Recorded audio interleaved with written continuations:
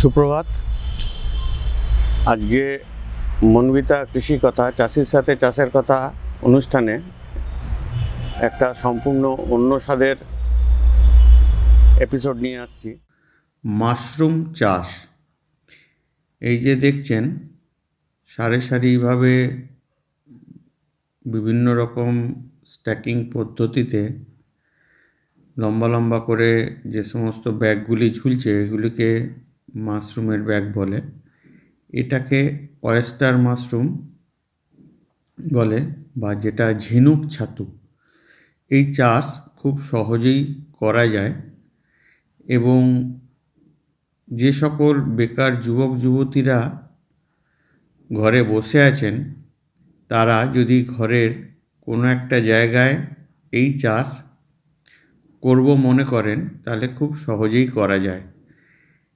এটা করতে খুব একটা বেশি জায়গার দরকার হয় না। দেখতেই পাচ্ছেন এই আমাদের এই ভিডিওতে যে বাঁশ এবং কালো পলিথিন ঢেকে একটা ঘর, অন্ধকার ঘর করে তার মধ্যে এইভাবে নাইলন সুতোর রেক বানিয়ে তার মধ্যেই ব্যাগগুলো ঝুলিয়ে দেওয়া হয় এবং পরবর্তীকালে মাশরুমের যখন অনেক প্রোডাকশান হয় তখন এগুলো সরাসরি বাজারজাতও করা যায় প্যাকেট করে।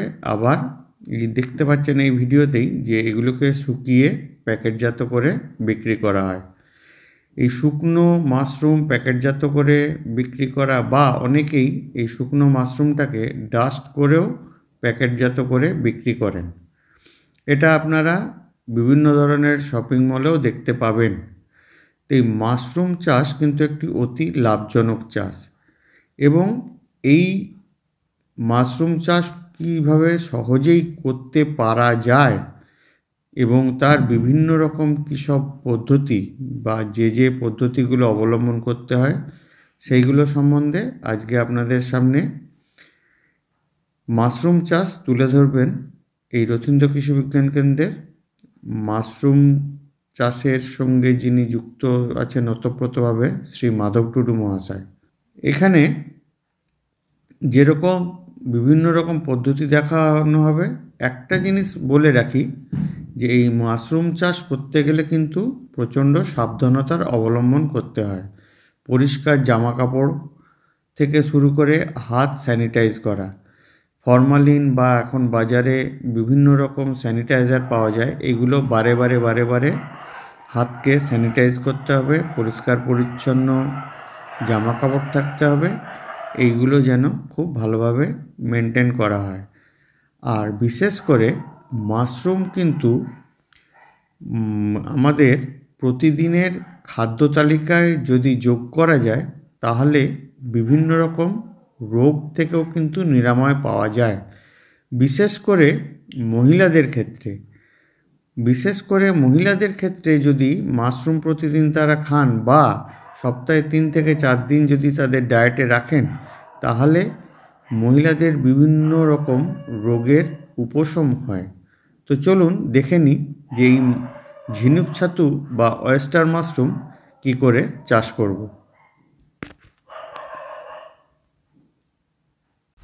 আমি মাধব টুডু।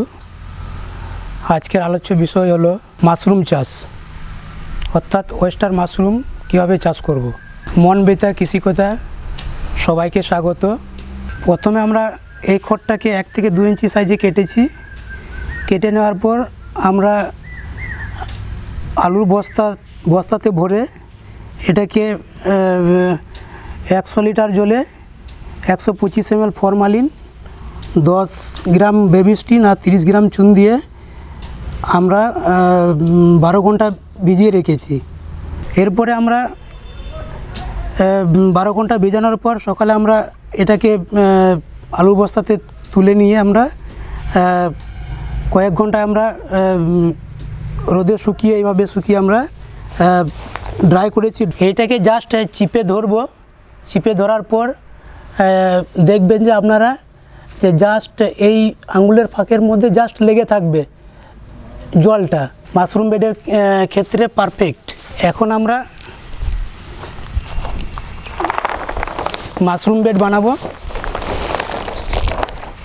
দেখুন আমরা কিভাবে মাশরুমের বেড তৈরি করতে হয় সেটা আপনাদের দেখাবো। প্রথমে এইভাবে একদিকে খোলা আছে আর একদিকে বন্ধ আছে, বন্ধ দিকটা একটু গুটিয়ে নিতে হবে। গুটিয়ে নেওয়ার পর আমরা গাডার দিয়ে হবে গিট দিতে হবে।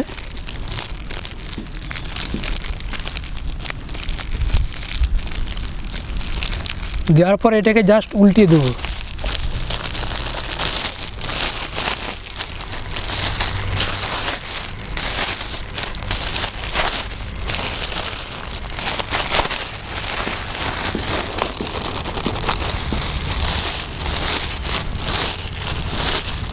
উল্টিয়ে দেওয়ার পর এটা হচ্ছে ওয়েস্টার মাশরুম, ওয়েস্টার স্পন, ওখানে একটু কেটে দিন। এটা হচ্ছে ওয়েস্টার স্পন।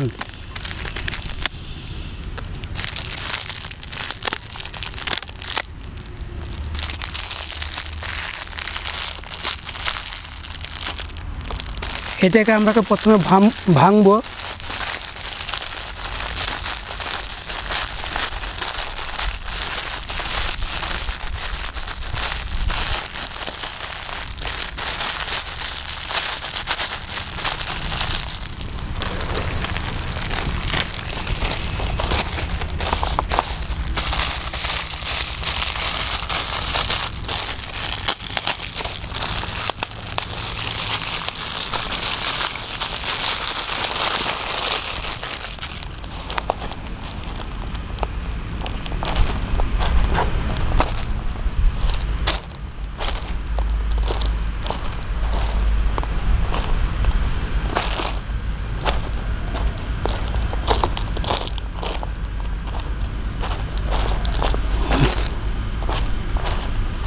ভেঙে নেওয়ার পর আমরা প্রথমে স্পনটাকে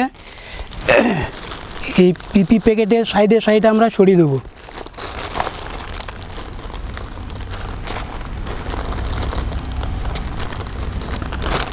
এরপরে আমরা খড় দেবো।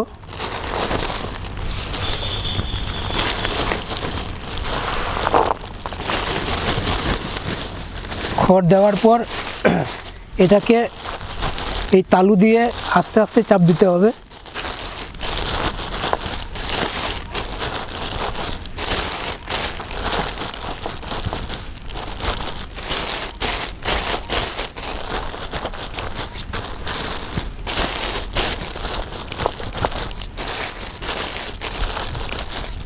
এরপরে আমরা আবার স্পন দেবো তার উপরে।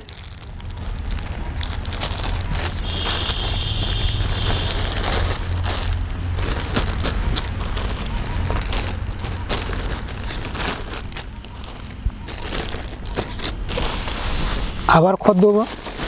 এইভাবে আমরা 4টে থেকে 6টা লেয়ার করব।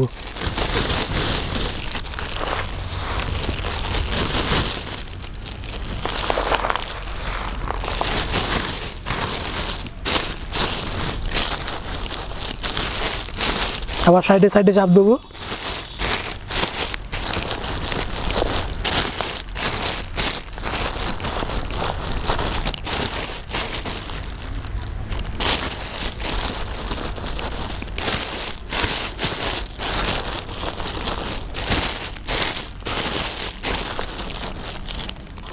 আবার আমরা স্পুন দেবো।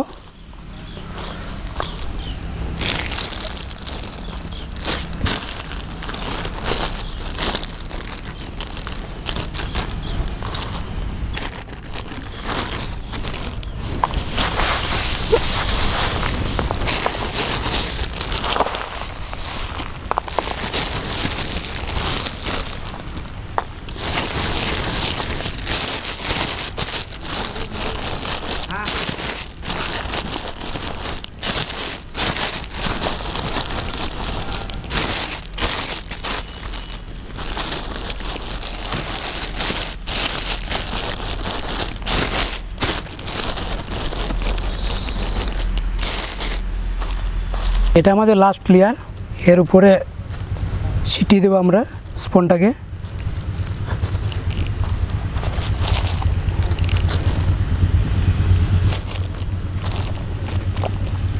দেওয়ার পর এটাকে বেঁধে নেব। এইভাবে 200 গ্রাম স্পনে আমরা 4টে থেকে 6টা আমরা মাশরুম বেড করতে পারি।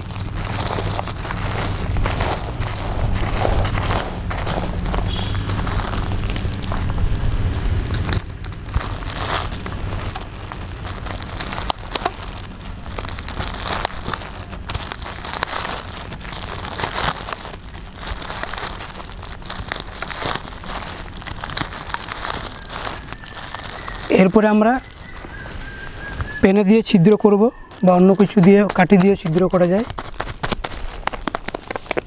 সব দিকে ছিদ্র করে নেব।